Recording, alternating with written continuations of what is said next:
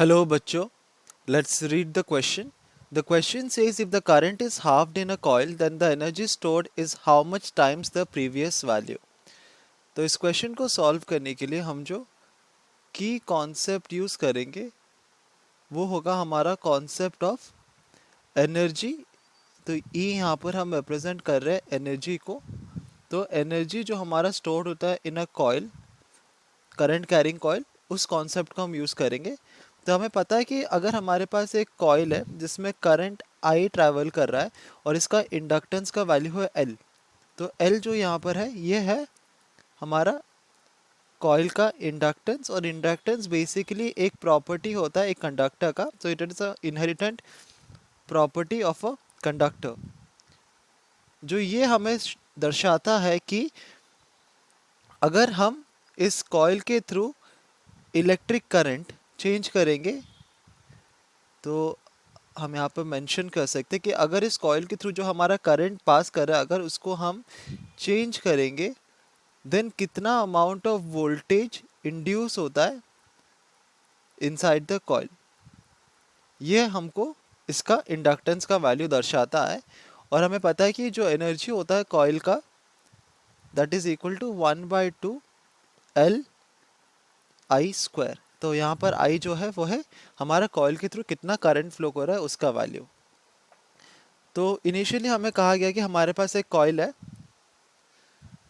तो हम अज्यूम करते हैं कि हमारे पास एक कॉइल है जिसमें करंट I1 फ्लो कर रहा है। तो इसका एनर्जी कितना हो जाएगा, E1 is equal to 1/2 L I one square. अब क्या हुआ, हम सेम कॉइल ले रहे हैं, ठीक है, बट इसमें जो करंट पास कर रहा है I2 वो इनिशियल करंट का हाफ वैल्यू है। तो अब इसका जो एनर्जी स्टोर्ड होगा इन द कॉइल ये कितना हो जाएगा 1/2 एल I2 स्क्वायर। अब दोनों में हम देख सकते हैं कि इंडक्टेंस का वैल्यू सेम रहेगा, बिकॉज इंडक्टेंस जो होता है it is a property of the material. वो मटेरियल के ऊपर डिपेंड करता है, उस वो किसी फिजिकल प्रॉपर्टी के ऊपर डिपेंड नहीं करता, तो वो सिर्फ मटेरियल टू मटेरियल वारी करता है।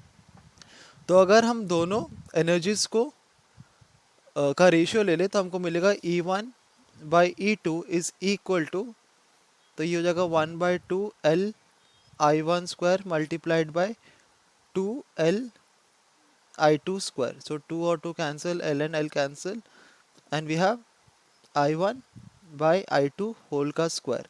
अब हमें पता है कि I2 जो है वो है इक्वल टू I1/2। तो अगर हम I2 की जगह में I1/2 डालेंगे तो हमें ये वैल्यू मिलेगा to be equal to 4।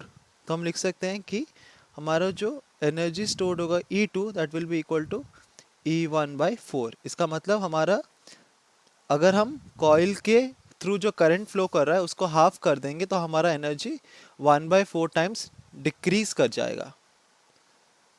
Option C हमारा करेक्ट ऑप्शन होगा। Hope you understood it well. Best of luck.